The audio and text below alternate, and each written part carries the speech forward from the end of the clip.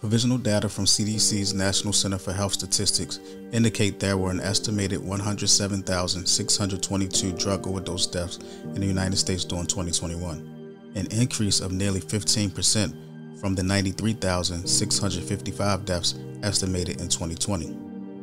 Back in the 1980s, most people thought we could arrest and prosecute our way out of the drug problem. And that's why by 1990, the public was pushing for tougher drug laws, longer sentences, mandatory minimum. And it's just taken a while for people to recognize, particularly politicians, to recognize that the war on drugs should be more of a public health war rather than a criminal justice war.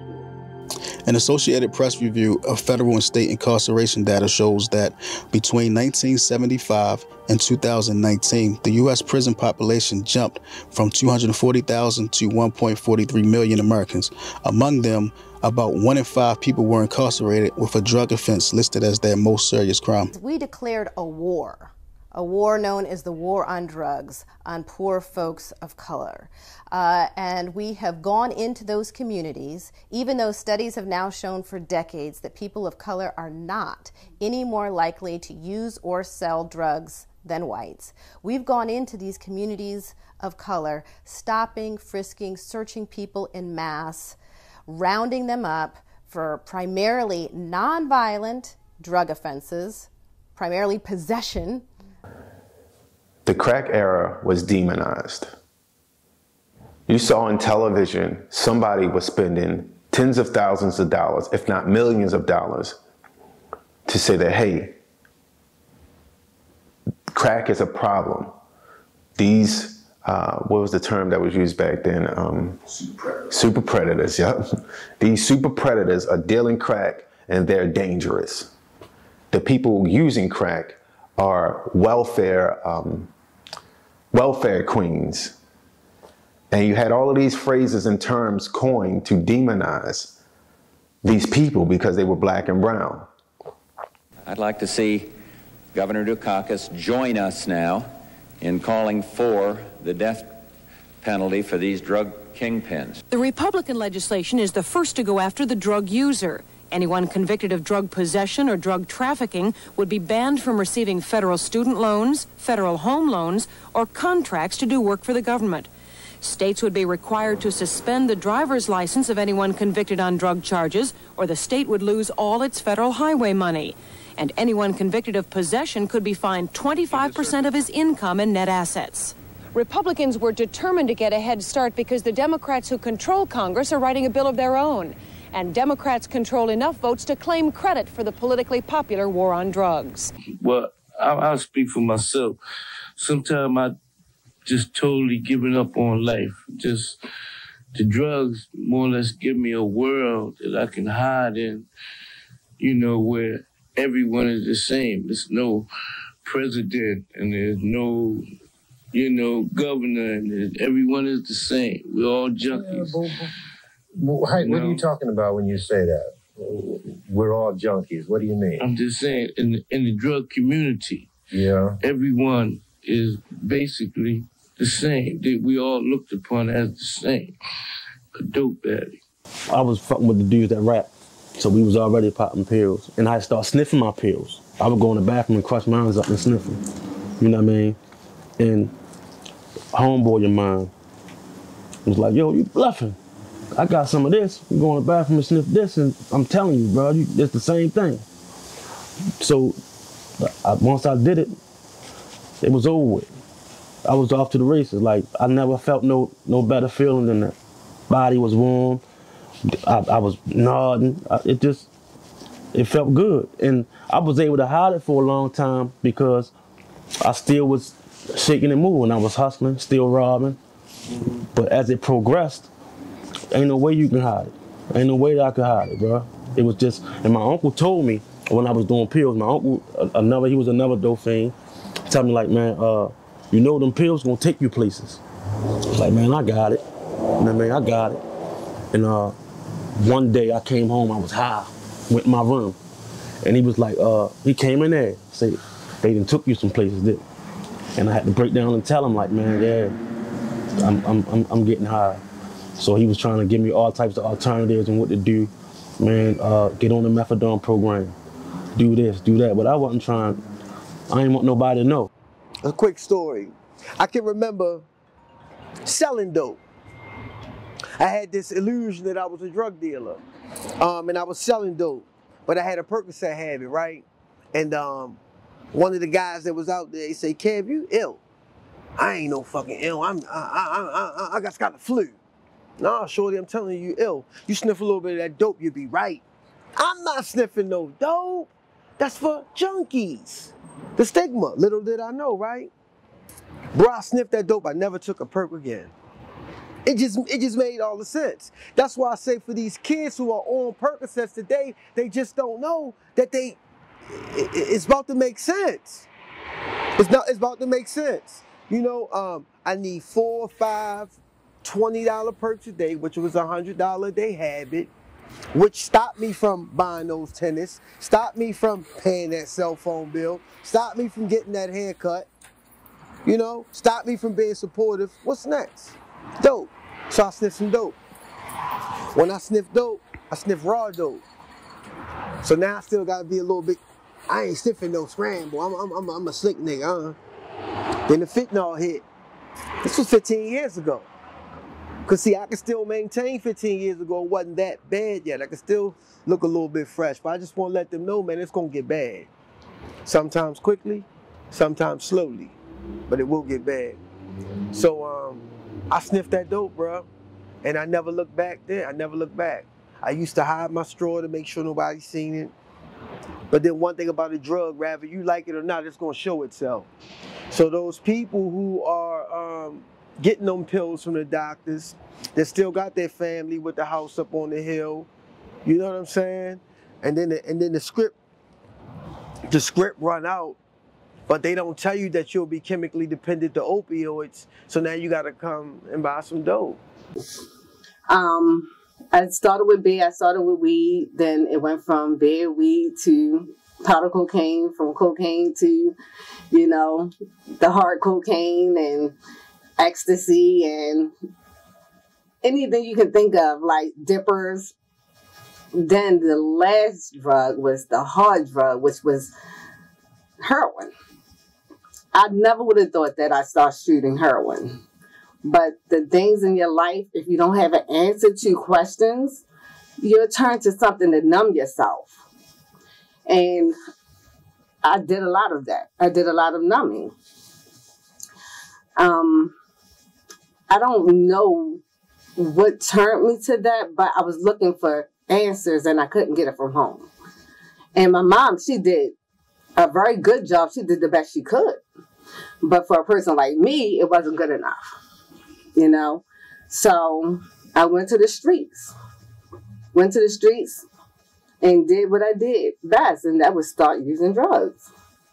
I sold drugs, a lot of it, but I used more of it. And I died several times doing it.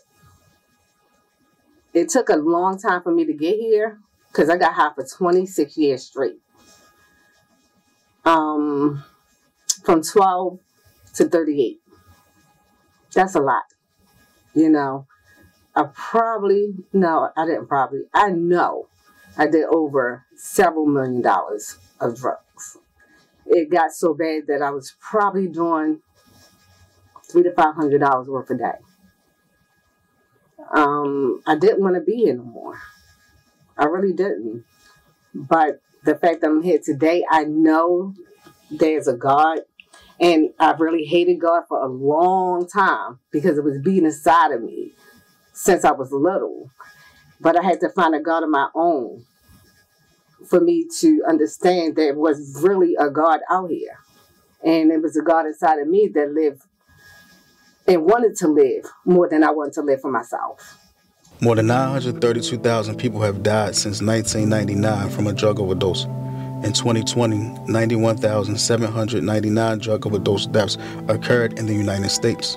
75% of the nearly 92,000 drug overdose deaths in 2020 involved an opioid. And it's crazy because when I first started overdosing, I thought that was the high you was looking for. You know, that's how ignorant I was. I was like, yeah, if you don't overdose or if you don't, go out, then you didn't get that high you're looking for. And then I found out when I did more research that I died. I actually died several times where when I would come back to, my tongue was bleeding because I was like, I guess I was going through seizures or something that I didn't know about. And my ears was ringing. My eyeballs was hurting really, really bad. Like I had them up in my head for a long time. And by the time I came back to, it was hours later from the time that I thought I was just enjoying my high. So I died a bunch of times. And a lot of those times I wish I stayed dead until now. But I wanted to die. I didn't want to live like that anymore. I remember sticking my neck out, letting the white girl hit me in my neck, saying, let me know if you hear Sheena come down the street. My wife, let me know if you hear Sheena. Let me know if you hear Sheena. As soon as I hear that, psst, that means everything is on. I stand there, I wait, make sure I don't OD. And then I found out that that sound that I was hearing, that ringing sound, that was me dying. That was me dying. Then I wake up in a fucking nursing home with, what's it called? A PICC line in my chest, a catheter in my dickhead, can't walk. They said, sir, you was dead for some minutes. She probably started crying. Sir, you was dead for some minutes. And I got videos of it. November the 14th, 2017, that was the day I OD'd. That was the day I OD'd. I was just coming, and how that happened was, it's crazy because I had got locked up for like 7 months. The whole time I was locked up, this time, that was my last bit. I was telling myself like, man, I'm gonna do right, roll straight. I still had the opportunity to come home and get on the methadone program because I was getting the met while I was over the jail. So when I came home, I went and got medicated. I was locked up for a distribution, and a girl she told on me. She was a CI. So on the bus going to get medicated, I see another one of my homegirls, and I was telling her like, yo, when I served Shorty, they came and locked me up. They didn't lock her up, and they said I served a CI. So we talked, and she gave me a bar. I go get medicated, come back up. She like, we gonna sniff another half a bar together. So I sniffed a half a bar with her. I got a Finnegan and a Dane for my homeboy. But when we go around the corner, I see the girl that they say told on me. She got a knife. She pulls a knife out on me, and I slipped, and the pills got wet. I wound up taking all the pills. I knew right then and there when I took them, I was fucked up. I shouldn't have did it. But just coming home, I wanted to party, right? Got in the house, and that's all I remember when I got in the house. My mother told me the story that ambulance got there, I flatlined, they called the coroner and everything. Like, I was dead. Ambulance wasn't gonna take me, man. And I woke up in the hospital, half of my head shaved, everybody standing around me, like, crying. And that was when I made a conscious decision, like, that was it. But, they give you the toxicology report. That's when I first realized that they got fake pills in. Because them bars that I took, that was fentanyl. It wasn't Xanax. It was fentanyl. So I overdosed off fentanyl that way. So there's different ways you can go. I went out one time to go see a client. Client had just overdosed on fentanyl. So myself, officer came out, officer hit him with the Narcan, fire department hit him with the Narcan, and they brought him back. Within an hour, the person went back and overdosed again. And the fentanyl stays in your system so long, and I could treat you for, let's say, heroin or possibly fentanyl, but it could just cycle right back, which is scary. Because I'm thinking, okay, cool, you're back to yourself, great, let's keep it moving. But realistically, nah, you're about to OD again, and this time it might be harsher. Or you're now mad because I just blew your get high, And now that it's done come back and I'm gone because you just told me to F off, now you don't overdose, you're by yourself, nobody's there to bring you back with the Narcan, and that's a life loss. And it takes just a tiny bit, like smaller than a penny, just to overdose. Even using recreational drugs is something that can lead to your death. And so I think with a lot of our young people, as well as those who may be addicted to illicit substances, the risk now of fentanyl being laced in the drug of their drug of choice is significant, right, compared to the past. So you can smoke marijuana now, but it can have, if you can be at risk of losing your life smoking marijuana. So even though in different jurisdictions it may be legalized, there's still a risk if you purchase it off the street that you could get a batch of marijuana that has fentanyl in it and you die. And it could be something you were just doing on a recreational level. People of high standards are slipping up, dying. We got actors that I think we just had one, the guy who played on The Wire, and the Ravens player. You know what I'm saying? They I mean, fentanyl is a match head, bro. It's a match head. It's not. It's a mistake you do it. You know, it's a mistake you take that much. It got to be a mistake. Fentanyl is a powerful synthetic opioid that is similar to morphine, but is 50 to 100 times more potent.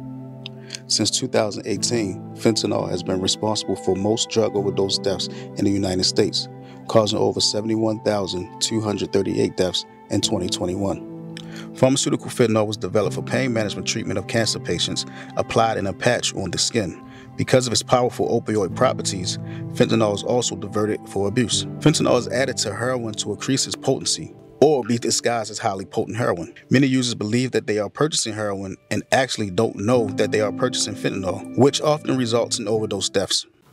I had a situation where I was out with another client, and the person sees an overdose or whatever, hit them with the Narcan, because I stay with Narcan inside my car because I work with people with substance abuse. I do home visits all the time. So boom, hit them with the Narcan, brought them back. I called 911 for the fire department that came out, fire department and police came out. One of the police officers came there and was trying to help and went to move something. They didn't have gloves or anything. That something had fentanyl on it, and that police officer wound up overdosing and going into the hospital just because she touched it. That's how strong it is. So it doesn't just have to affect you who you're trying to get high, and you also could be taking a drug that you don't even realize is laced with fentanyl. Because everybody who's using fentanyl doesn't know that they're taking a drug with fentanyl in it. You could lace it in weed, you could lace it in whatever. Your dope, it doesn't matter. You could lace fentanyl in everything. That's one of the reasons why it's so prevalent. And it doesn't take but so much to take you out. And God forbid it hits one of these kids, because like I said, same thing with the police officer. It happens to kids all the time. They accidentally touch something or inhale or taste or whatever, and they're in the hospital fighting for their lives, and a lot of them sadly die. Working at crisis, I come across that quite often. And it doesn't have a color. I definitely want to point that out. Just as how it happens in the Black community, happens in the white community, happens in impoverished communities, happens in high-scale prominent communities. So I definitely want to say it happens across the board, which is scary. Not that one life is more important than the other, but it is definitely something concerning. The manufacturers of the drugs need to take ownership. The physicians and the medical systems that also provide the drugs need to take ownership and ensure that there's pain management protocol and process, and people just aren't being given narcotics just to feed an addiction, but to really help them with severe pain that they may be dealing with at that moment. But there should be a plan in which they transition off of that narcotic or to manage that pain so that they don't become addicted.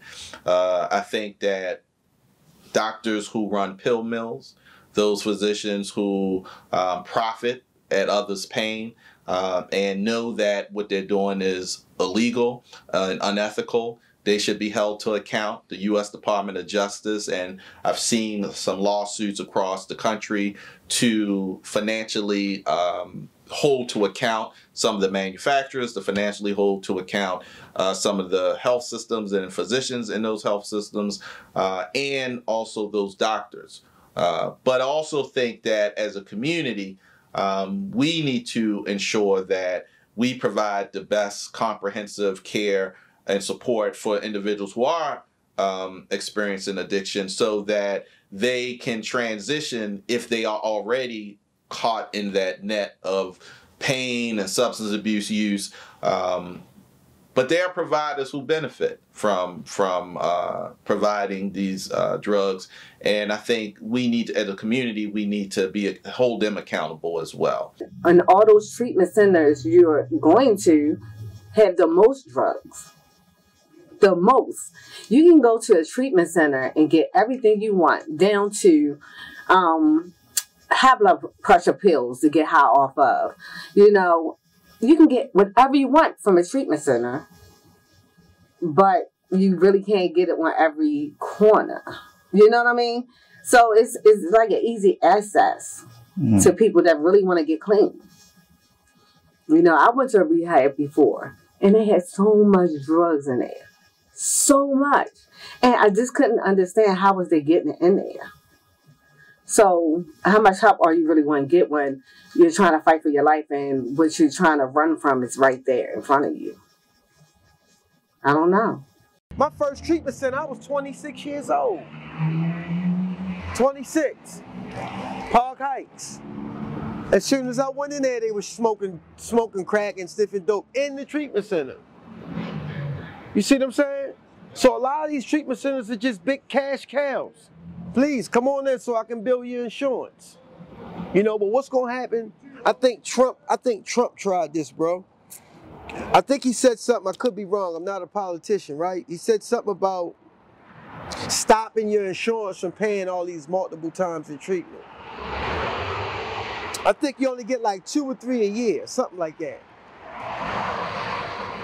If people was able to experience that, they wouldn't play with treatment so much.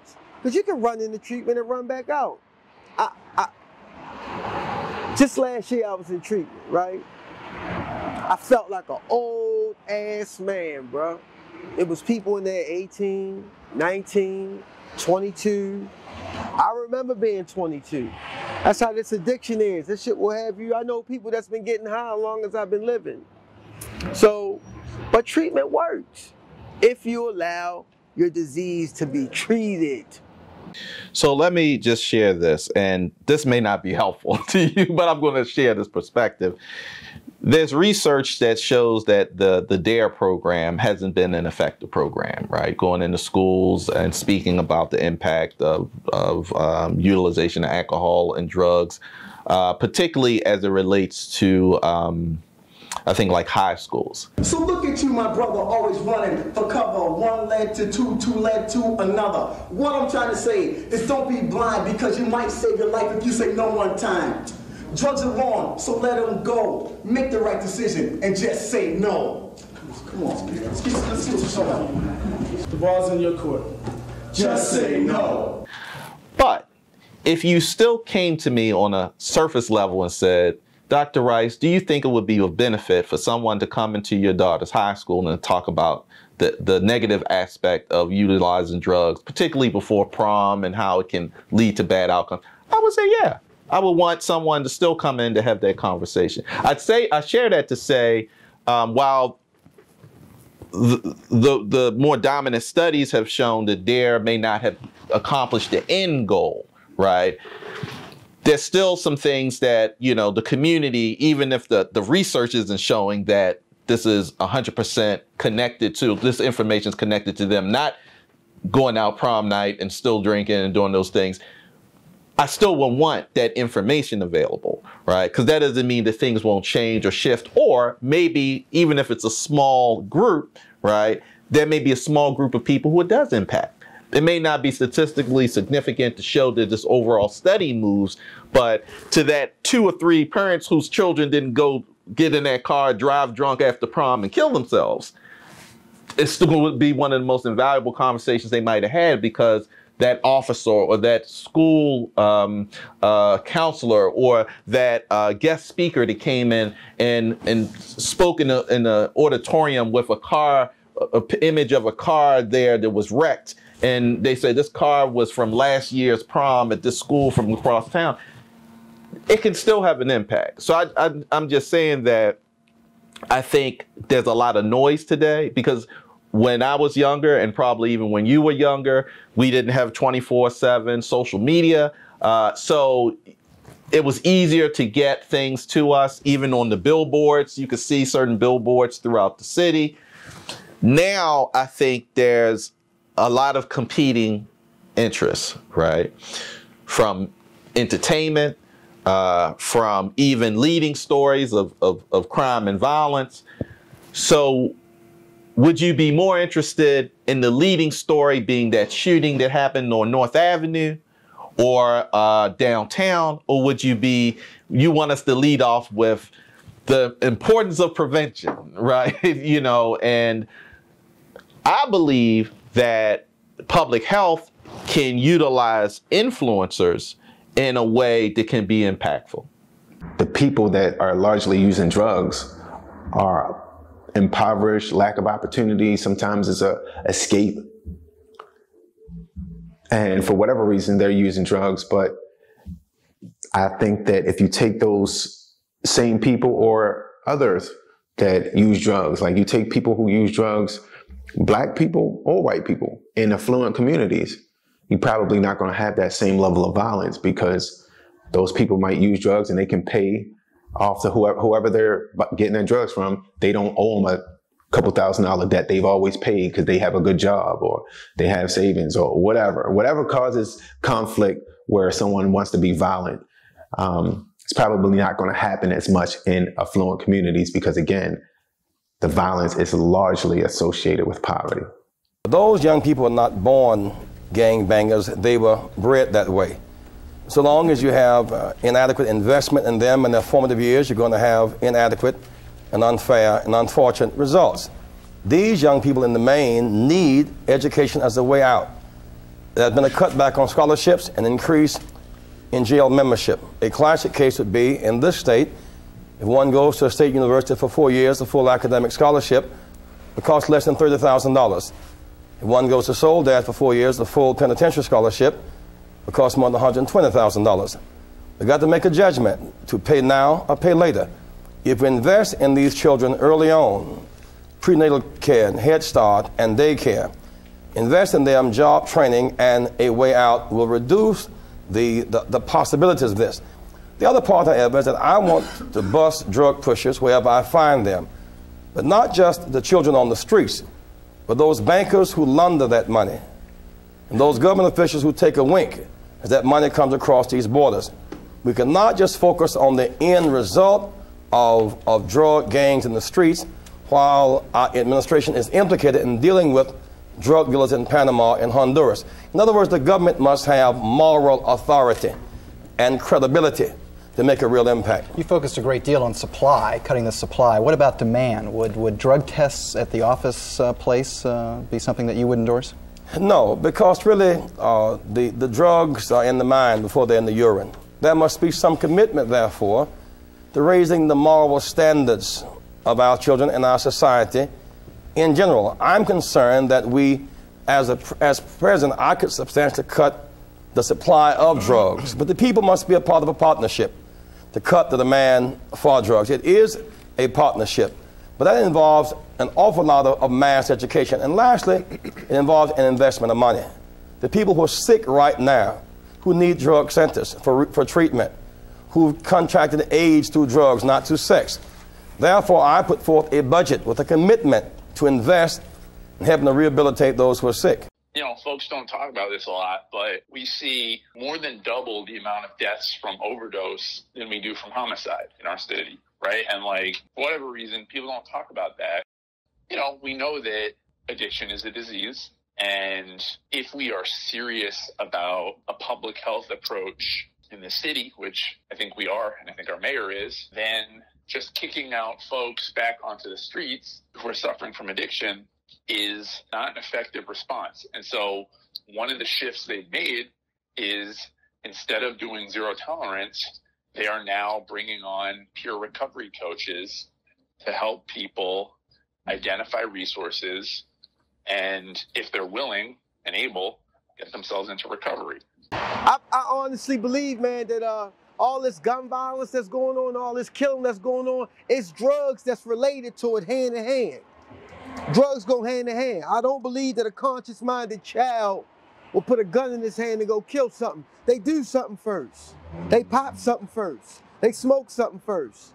I feel so terrible about what I did. You know, I was under the influence of narcotics. I was, high, and me and the guy had a verbal altercation, and it turned out to be something that it wasn't.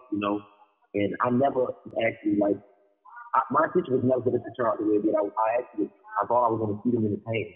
But like I said, I was under the influence of drugs. That's why I called you witness. We both lost our lives in a sense. He actually physically lost his, and I lost mine in every other regard. I lost my freedom, lost my spirit. I lost it all.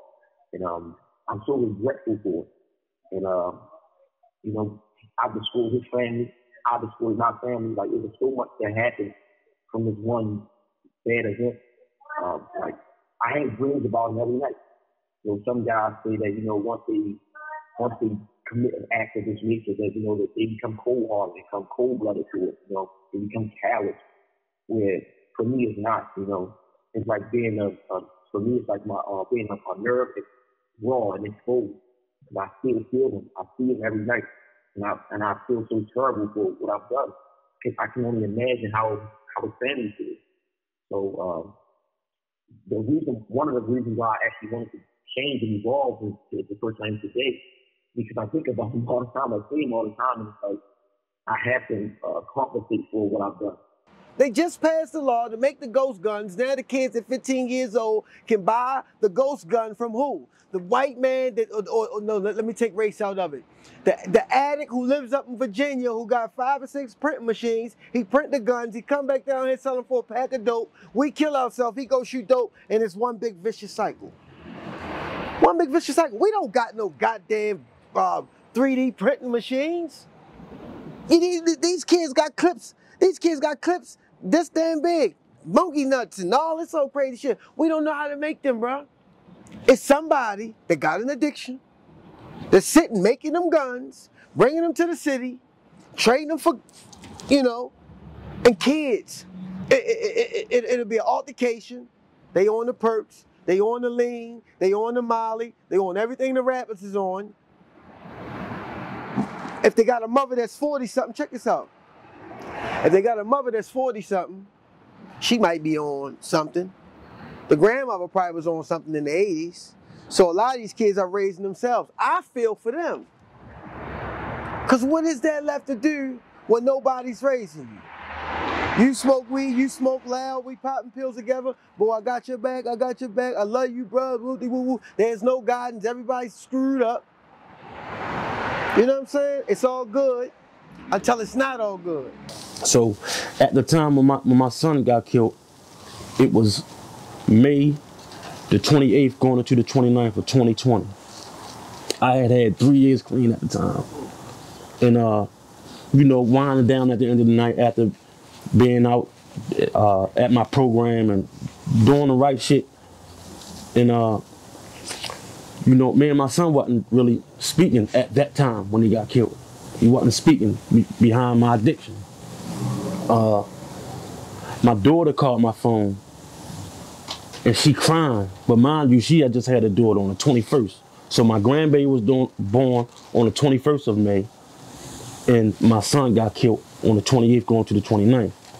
So my daughter called me, she said, she crying. So her mother gets the phone and say, yo, I can't even tell you this.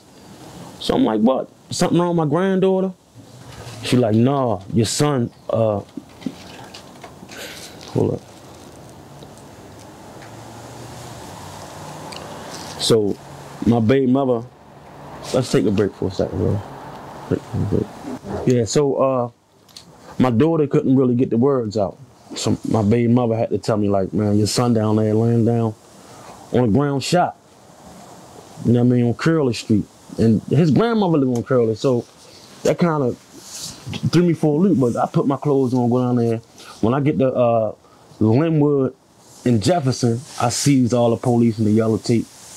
I get out the car, go up there, and I see my son's shoes. He halfway in the street, halfway out. And I just zapped. You know what I mean?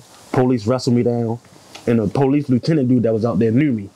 And was like, man, Blue, I can't let you see him like this. You know what I mean? I can't let you see him like this. Let us clean him up, because he got shot in his face. Like, let us clean him up, and then you can see him. So you wind up, you know, when you have to bury your child, man, it just opens up a whole nother mindset. Like, if it never happened to you, because my mother lost my brother, so I seen it change her, but I never thought that it would happen to me. It's a pain that's unexplainable, man. It can't be told in words. It's a fight inside you that can't be told in words. You know, going to the funeral home, having to dress him, having to look at him in the casket, and he was cremated. So I got some of his ashes, and his mother got some. When I worked as an addictions counselor, there was a young man who everybody on the unit became very close to. And he matured before our eyes, and he was someone that we would call like a son to us. And then when he left the facility, we reconnected with him in the community. His mother would say, you know, you guys had such a positive impact on him. I want you to still stay in his life. And we did that. One of the toughest calls I ever got was a year after he had left the facility, and I was working my full-time job. And his mother called me and said, I just wanted to call you to thank you, Dr. Rice. And so I'm at work, and my colleagues, I'm like, it's kind of weird. Why is she calling me during the dead work day? But I was like, okay, you know. She was like, I really appreciate everything you did for my son. I was like, okay, yeah. I said, so then I paused for a minute. I said, oh, boy. I said, don't tell me he got locked up. She was like, no, Dr. Rice. Well, I wasn't Dr. Rice at the time. She's like, no, Mr. Rice, he got killed. He got killed on North Glover Street early this morning. It was a burning sensation inside me, and it was something calling inside of me saying, if you come to me as you are, exactly as you are, high, broken down, ugly looking, black, dusty fingers, dirty clothes, if you come to me exactly how you are, I got you. And I guess that was that inner God inside of me that kept talking to me. And one day I went to church, high. I mean, I've been getting high for like 2 weeks straight, reading the Bible, smoking crack at the same time. You know, had the pipe in one hand, reading the Bible in the other hand. And that was the last time I got high. I wish he knew how great he was.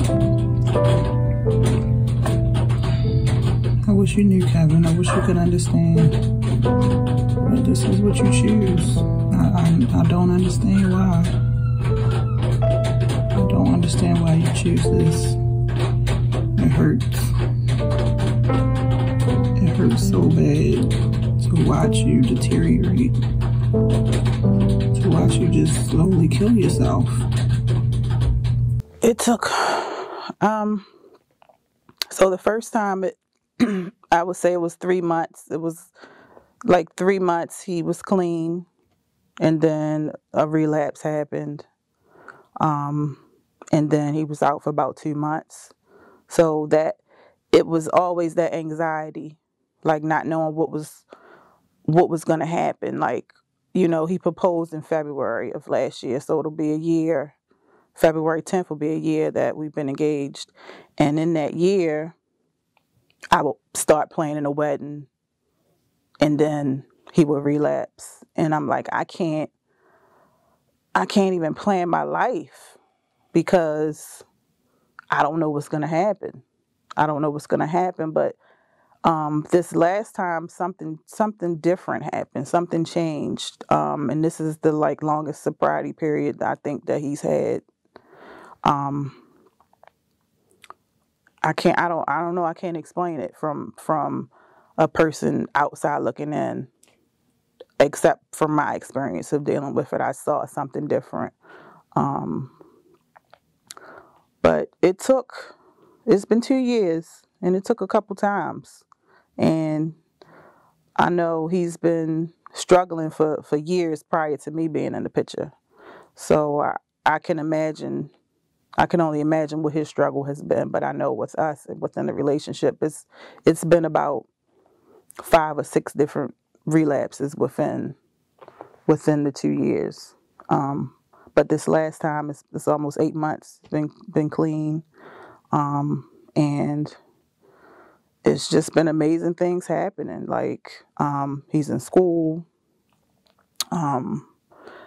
He's been opening up more and talking to people, trying to change lives. We started a business, trying to get people, helping people get into treatment. It's a it's a process. It's a slow process that we have to work on every single day. They say one day at a time. And that's just not for an addict. That's for people in general. You can only deal with things one day at a time. Tomorrow's not promised to anyone. So I would tell anyone that's dealing with someone that has a loved one that's struggling to not give up, but also know your boundaries. Be safe, be smart, have a support group, work on yourself. And that would be my message. That would be my message. But also to the family members, to the addict that is struggling as well, understand how it affects your loved ones. We go through a lot. And sometimes I always say, we kind of go through it a little tougher than they do because they have a drug to help them cope. They at some point are doing something that's making them feel good, and we just sitting having to deal with our responsibilities in everyday life. And we have a different toolbox to help us cope through life. We don't have a drug to make us numb or whatever. And, meanwhile, they're doing what they're doing, and we're just sitting in limbo waiting for that call or home crying or having to pick up the pieces to the mess and the destruction. Like, if we had more people working the streets, I think we can probably save more lives. Not saying, oh, this is the building you come to, you can get the help you're looking for. If we actually go out there and talk to some of these people that's on the streets, you'll get to learn their story, and then you'll know how to help them. If you don't know them, how are you going to help them? If you don't know where they came from, if you don't know what started it, if you don't know how you can treat their mental state of where they at now, how are you going to ever help them? So if we had more facilities that's really talking about helping people that's on drugs, we need to go out there and we need to work the streets. It's so many guys that I know, because most of them are guys that I pass through and I give money to when they holding their sign up, and I know they high, or I know they done, some drugs that day or whatever it may be. I know them personally now. They see my card. Hey, how you doing? I know their names. I know that, oh yeah, you know what? I'm starting to do this now. And the church helping me get a place now. You know what I'm saying? It started from them being nowhere, from me just having a conversation with them. And I'm not going to say I'm the reason, but I'm part of their life. They look for me. And I look for them. I'm like, did you see John today? And they were like, oh man, he in the hospital. Yeah, I'm going to tell him, I seen you. If you get to know these people, they're not as bad as you think they are. They just not. I wasn't.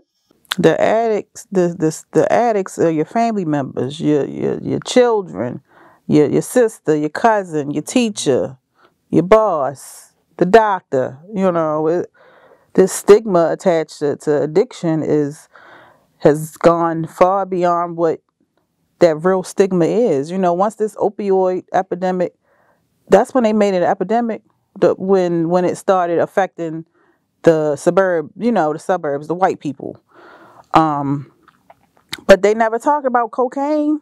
They never talk about how bad cocaine affects people. Heroin, you know, that's what people are dying off of, the opioids, the fentanyl. But do you understand the mental implications of cocaine, especially on a community of black people that are already oppressed, that are already suffering from mental illness, that are already suffering from PTSD? Cocaine is a mental drug. So these people that's committing all these murders, half of them is on something. Cocaine, heroin, Molly, drinking. It's just sad, but everything is labeled the opioid epidemic. It's far beyond that, you know. So that stigma is no longer a stigma. It affects us all. I've been working in the field of mental health since 2003, and I've worked with people with substance abuse for just about as long. And I can say you're kind of chasing fool's gold if you don't address the substance abuse portion while trying to address the mental health piece. Just because I've worked with people who are actively in their addiction, and this is early in my career, I didn't realize that, hey, look, I'm fighting an uphill battle if I'm just trying to treat the mental illness, whether they're depression, anxiety, trauma, PTSD, while not addressing or getting them in a treatment for the substance abuse.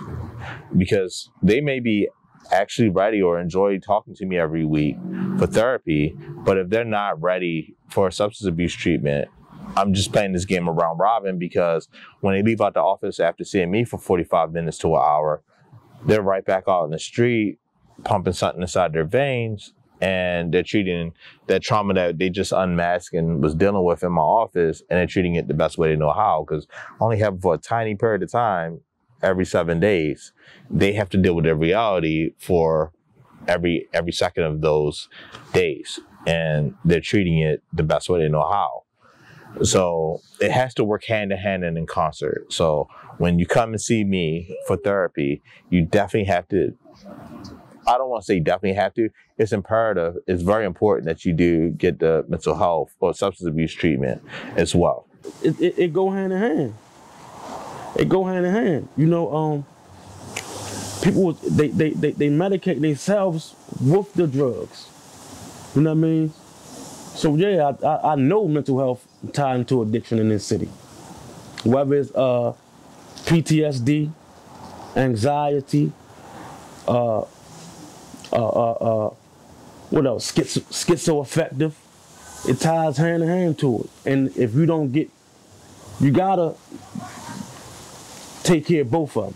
You can't just focus on one. You gotta focus on the mental health and the substance abuse addiction. It starts with your mental.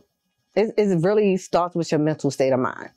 You know, like I said, mine started when I was young.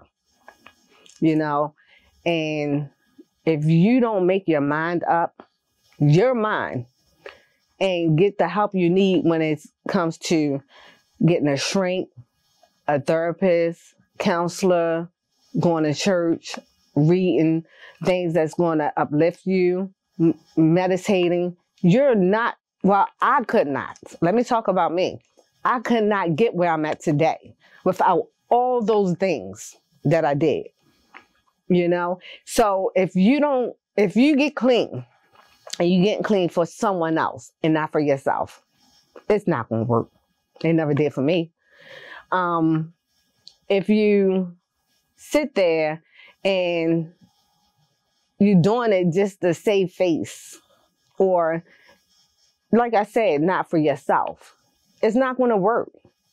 So the thing with me, I would have been right back out there if I didn't work on my mental state of mind, because I was messed up from the floor up.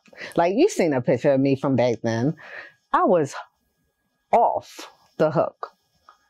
And I finally said to myself, this is what I want for myself. Whereas though I even told my mom, you cannot be involved with this process at the very beginning.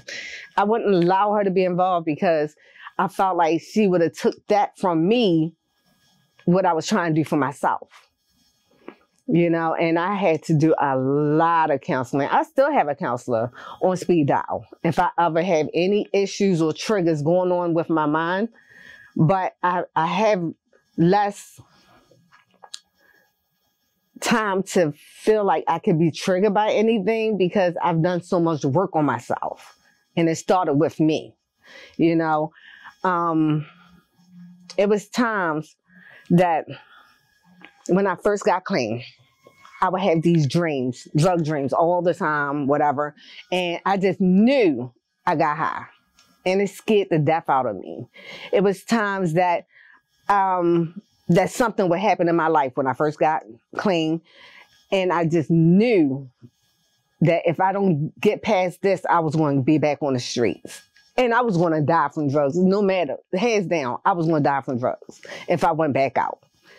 So, me personally, I just feel like you have to do a full workout on yourself for it to work out.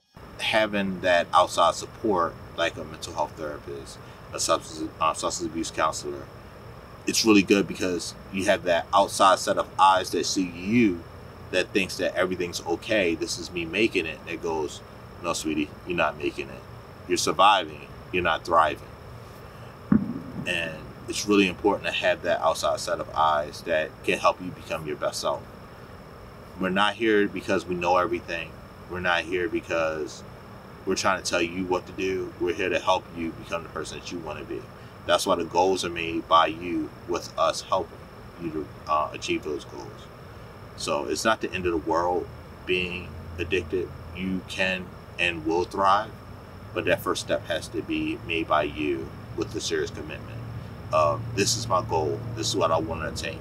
If I want to own a house, if I want to own a boat, if I want to own whatever, if I want to thrive, I want to leave a legacy for my kids, that first step has to start with, okay, I need help. I want to make a change. Like, I've been thinking about it. I've been contemplating it. I want to put this into action. Or I did put it into action before. I was doing well. I messed up. I got down and I need to get picked back up. I don't know where to start. Perfect. That's the best place to start, is not knowing where to start. One life lost is one life too many lost. I feel the pain of families who have lost a loved one due to substance abuse. In my family, there's been individuals who have lost their lives due to substance abuse, due to gun violence. And so I understand the impact that can have. And we often wonder how these individuals would have influenced family, influenced community. We'll never know who they could have become. And so I'm inspired to keep doing the things that I'm doing because of those experiences that I've had with them, and also wanting to build a pathway for their children and other family members so that they can be hopeful and not walk down the same path as other family members and other people in the community. I'm just saying this, man. Take some time back, step back and look at your life, where it's at today, where it was at the first time you used. See if it's gotten better or worse. Only you know. Only you know.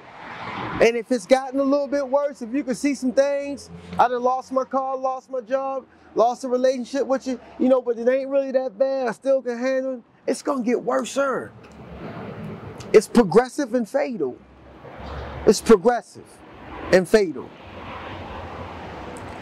I believe that addiction takes us to 3 places, bro. It takes us to 3 places. It takes us to jail, it takes us to institutions, and then it takes us to death. Jail. Either I'm gonna go to jail because I done went in Walmart and start stealing. Either I'm gonna go to jail because I'm out here trying to sell some dope to get my high. Either I'm going to go to jail because I didn't rob something to get some money, or I'm going to go to an institution, a mental institution, because I'm going to do something to make me lose my freaking mind. You see what I'm saying? And after I go to all those different places, I do one and I die. I'm subject to relapse at any given time. At any given time, I can go cross the street or wherever else and cop right now if I want to. But the pain, bro, you know what I'm saying? The pain is so great of me dying, bro, that I just can't do it. Today, I can't do it today. Tomorrow's not promised. But my message is this, man. If you lost somebody to addiction, if your mother was on drugs, your brother, your neighbors, maybe even yourself, recovery is possible, man. Recovery is possible. And I won't say where you need to go because I cannot promote that. All I'm saying is this, man, is that it's okay to cry out for help because there's somebody listening. Somebody listening, man. As of right now, I'm a peer recovery specialist. What a peer recovery specialist is somebody that has walked in addiction and now works trying to help people get out of it. It's like, so to speak, reaching in and pulling people out and trying to teach them a better way to live instead of getting high, instead of substance abuse. I work for Recovery Network. People come in and out, and I take my job serious. I facilitate groups. I teach them about substance abuse. I teach them coping skills. I help them get food stamps, help them get TDAP, which is temporary disability. And I talk to them, man, and they love me. My clients, they love me, bro, because I've been through it. I know how it is, bro. I want for them what I was able to do. Like, if somebody would have helped me like I'm doing now, I probably would have got out of it long ago, but I probably wouldn't be so motivated to do what I'm doing, you know what I mean, in college, you know what I mean, for Allied Human Services, trying to get my degree, taking care of my family, and doing what I'm supposed to do, man. Ain't nothing out here in these streets, man, for nobody. Ain't nothing out here in these streets for nobody, man. I'm just trying to be my best self. 39 and I feel like I'm my best health. She like, boy, you got gut, don't that mean wealth? It's motherfuckers starving and they need help. I done did the whole dash, no seatbelt. Creeped on my main chick, no love felt. No love lost for any nigga lost. Sometimes niggas can't see you grow into a boss. It ain't bragging if you win and turn it to a floss. Niggas always want to flip it, now you got it crossed. That's why they say only believe it when you see it. And none of what you hear, shit, we made it through the year. I could drop quotes all day and they won't care. I give 2 fucks, I did it for Ramir. Had to throw bro up in the verse. I'm still sharp with it till they throw me in the hearse. I'm just trying to be my best self. Beachfront vacay with my best self. A lot of stress on my chest and I need rest. Nigga soul ain't the same when he depressed. Can't nobody make me happy like my own self. And you can't reciprocate if you don't know yourself. And you can't reciprocate if you don't know yourself. I'm just trying to be my best self. Always helping niggas when I need help. That energy of wear and tear on you. It's something about the ocean, how I do repair on you. You ain't gotta be perfect, just put the nail on you.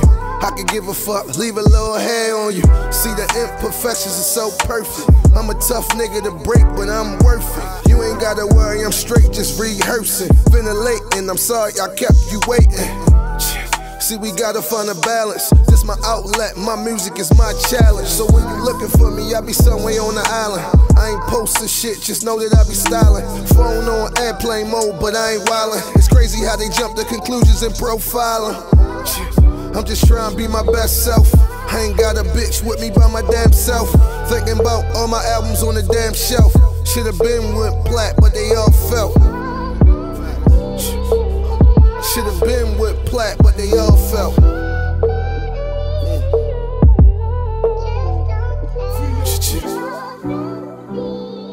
I'm the type of person that if I'm not my best, I don't want to be around people because I feel like God has given me a gift to lift people up.